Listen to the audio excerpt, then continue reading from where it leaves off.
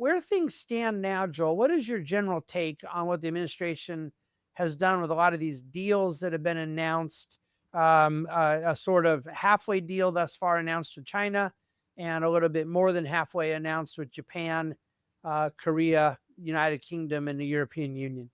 Well, the irony is that each and every deal that has been announced has left us and our trading partners worse off than they were prior to the beginning of the year.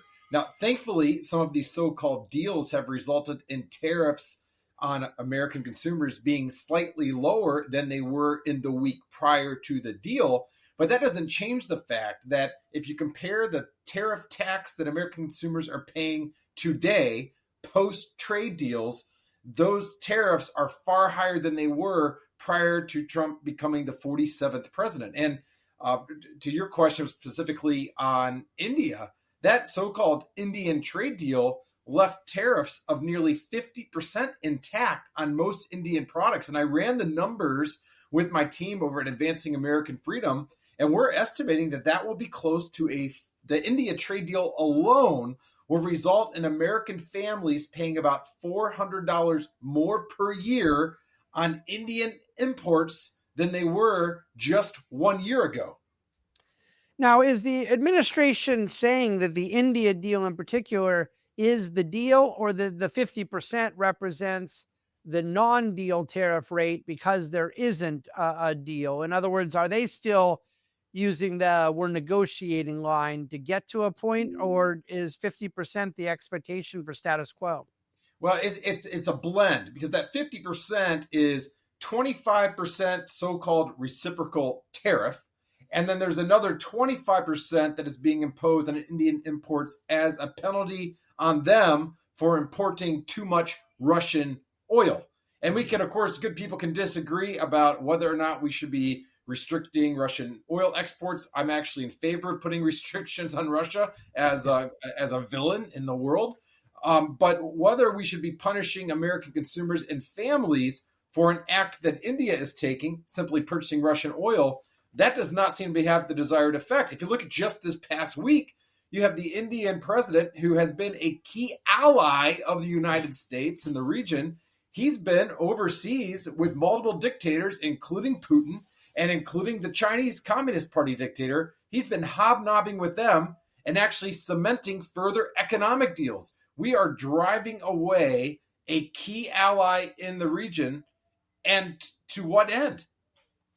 And right now, it does seem that, to your point, the Modi meetings with Putin and Xi, that posture doesn't seem. Let's say they're getting more adversarial, and our approach to it has worsened, not improved the matter.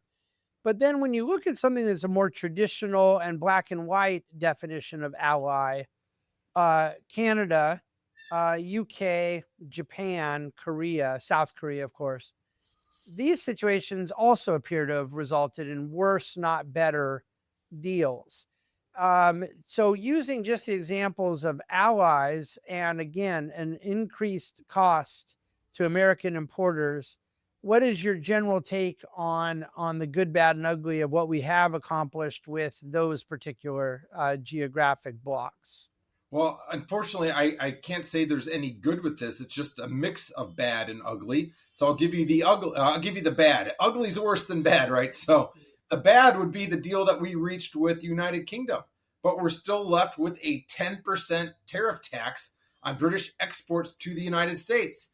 That harms our consumers, and of course, it harms British exporters as well. An example of outright ugly would be what the administration did on truly one of our dearest allies in the world, and that's Israel. We share a lot of common enemies, a lot of common friends. We have a lot of Americans that are living in Israel, and Israel and the United States have had a free trade agreement in effect since 1985. Over the next 40 years, the remaining tariffs that Israel imposed on us and that we imposed on Israel went to almost zero. In fact, the average tariff that our products face going into Israel last year was far under 1 percentage point.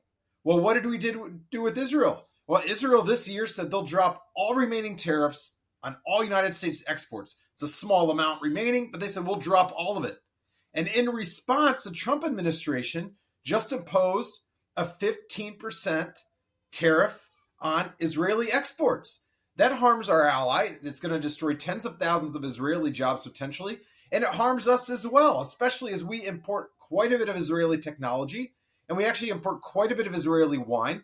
We estimated over at AAF that Israeli tariff trade deal, that's going to result in another $40 a year for American families.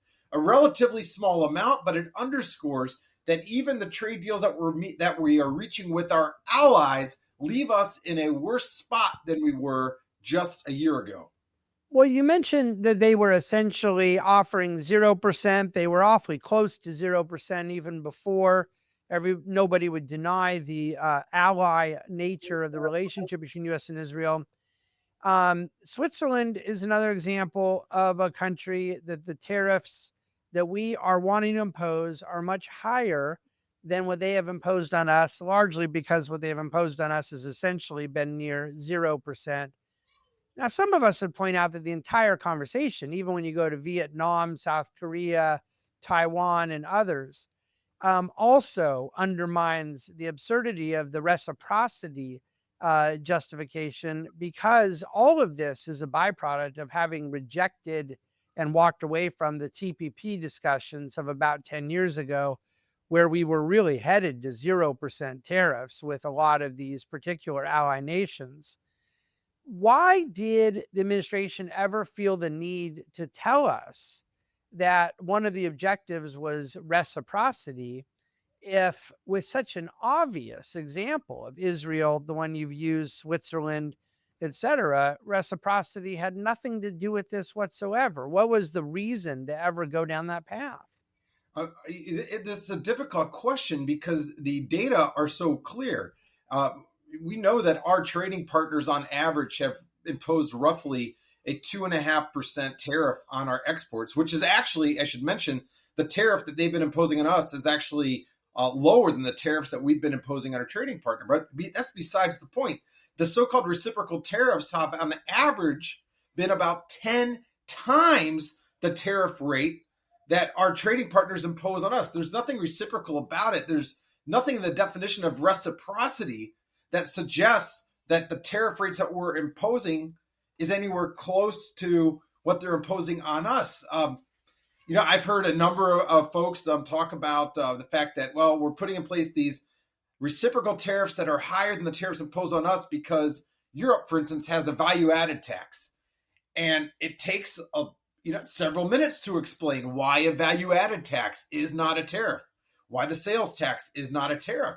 It takes some explaining to do. So the best I can think of it, and I hate to say this, I like to attribute good intentions to everybody, but calling these reciprocal tariffs allows the administration to get away with the fact that they're actually imposing much higher tax rates on American consumers. And I think it's unfortunate because at a time when so many people in the public are paying attention to trade, this would be an excellent time to do what you're doing. I wish politicians are doing this, explaining to people that over the last 40 years, the middle class now is far better off. We're actually producing nearly twice what we were producing 40 years ago. And while fewer people are employed producing products, it's allowed a greater percentage of Americans to be in far greater paying jobs precisely because fewer of us have to be engaged working on a factory line.